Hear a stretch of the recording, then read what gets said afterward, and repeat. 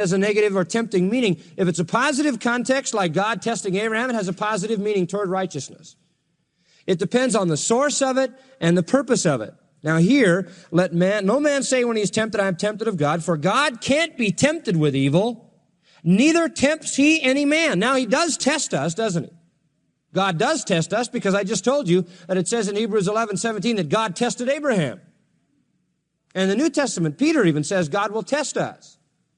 But God does not solicit men to evil. Now listen, but every man is tempted in the evil sense when he himself is drawn away by his own lust and enticed.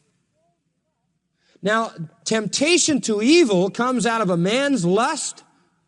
That's what James is saying, not from God.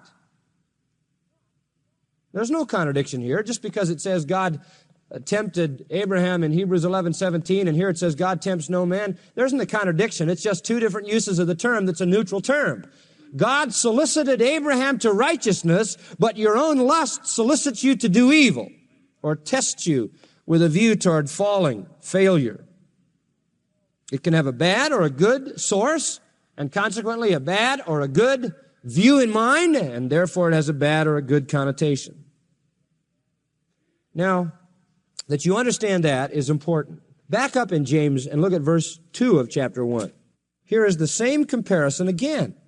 Same term. My brethren, count it all joy when you fall into diverse temptations, the old King James said. Now you say, wait a minute. Count it all joy? Oh yes. Knowing this, the testing of your faith, or the tempting, same word, of your faith works patience.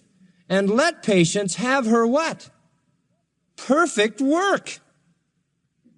You say, you mean there is some temptation that has perfection in mind? That's right. Same word exactly is used in verses 13 and 14. Only in 13 and 14 it's used to bring about an evil result. In chapter 1, verse 2, 3, and 4, to bring about a righteous result. The word is neutral. Its meaning comes from its source. When you're tested by God, it's with righteousness in view. When you're tempted by your lust or by Satan, it's with unrighteousness in view. Now that's the meaning of the word. In John 6 and verse 6, the very same word is used, and it's referring to Jesus. In 6:6, and this he said to test him or tempt him, paradzo again. And here again, it is not a solicitation to evil. In 2 Corinthians chapter 13, verse 5, it says, test yourselves. Prove yourselves as Christians. And it doesn't mean draw yourselves into sin. It means draw yourselves into righteousness. Examine yourselves. Test yourselves. Prove yourself. All right. To begin with then, whenever you see the word temptation in the Bible, realize this. It is a neutral word. It could be translated try, test, prove, assay, or tempt. It gets its qualitative meaning, that is its moral value, from the context, from who is doing the testing and what the purpose of it is. Now that's just the beginning. That's an introduction. Now let's go back to 1 Corinthians and we'll see how this thing helps us to understand the 13th verse of the 10th chapter. Now the Corinthians, remember, were enjoying their freedom in Christ. They had been set free from ceremonialism in the Judaistic sense. They had been set free from the customs of pagan religion. They had been set free from the curse of the law. They had been set free from death, as it were, from sin's dominion. They had great liberty. As Paul called it, the glorious liberty of the children of God. And in their freedom, they were really running their freedom to its limits. They were living it up. And so Paul writes 1 Corinthians 8, 9, and 10, in effect to say to them, look, I'm happy for your liberty, but there should be two things that govern your liberty. It's fine to exercise your freedom, but two things have to be kept in mind. There are two things that limit our liberty in Christ. I have the freedom to do many things in the non-moral area, the neutral area as a Christian, but I limit those many things on two bases. Number one, don't offend somebody. If my liberty offends somebody else, then it's wrong. I may have the right to do certain things, but if that becomes an offense to somebody, I don't do it. Now, that's his subject in chapter 9. Remember, Paul said, I have a right to receive money from you, a right to ask for support from you. And even though that's my right, I don't ask it because I'm afraid it would offend some people, so I set that right aside, even though that's my liberty. And that's principle number one. I have liberty, but I don't let my liberty offend somebody, so I limit my liberty for the sake of love toward others. Second principle. The second limiter on your liberty is, will it disqualify you? If you continually indulge your liberty, and you're free to do this and you're free to do that, and all you're concerned about is your freedom, your freedom, your freedom, and you run your freedom out to the very limits, you're liable to fall off into sin.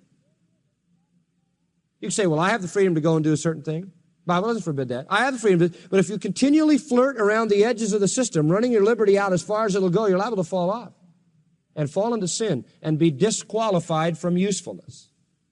And chapter 10 illustrates that.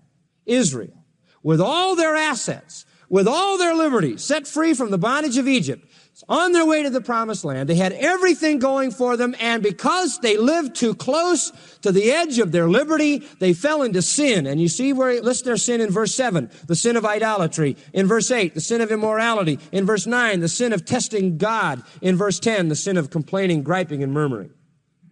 And all of these sins disqualified them. They all died in the wilderness. As many as 2 million people died, and only 2 of the originals entered into the promised land. God says, I can't use you to be a witnessing community for me. I can't use you in the ministry of reaching the world as my witnessing nation simply because you've fallen into sin. You are disqualified. All right then. Israel was living too close to the edges. They kept longing for the former life. In chapter 9, the point is, you can't offend your brother. In chapter 10, the point is, you better be careful that you don't disqualify yourself by living so close to the edge of your liberty that you fall into sin and you can't be used in God's service. Now, that's his illustration. Now, we're in that chapter 10 section. And Paul wants the Corinthians to see that they just can't continue to go to all the pagan festivals. I mean, they can do it. The Bible doesn't forbid it. But they just can't continue to expose themselves to these things. To constantly expose themselves to idolatry. To constantly, even though they're not involved, to constantly expose themselves to immorality that goes on.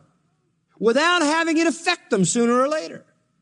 Without being eventually drawn into this thing. And so they have to be very careful. Now, having stated the illustration, he applies it. Let's look at the application in verses 11 to 13. I gave you the assets of liberty, the abuse of liberty. Now, here's the application. Verse 11. Now, all these things happen unto them for examples. And stop there for a minute. Everything that happened in Israel's life happened as an example to us, Paul says. So that you would learn that you could have all the blessings. You could be free. You could be in the unit of God's witnessing community under the headship of Christ as they were under the headship of Moses. You can be led by God. You can be guided by God. You can be fed by God and given water by God as they were. You can have all of those blessings, and yet you can lose out.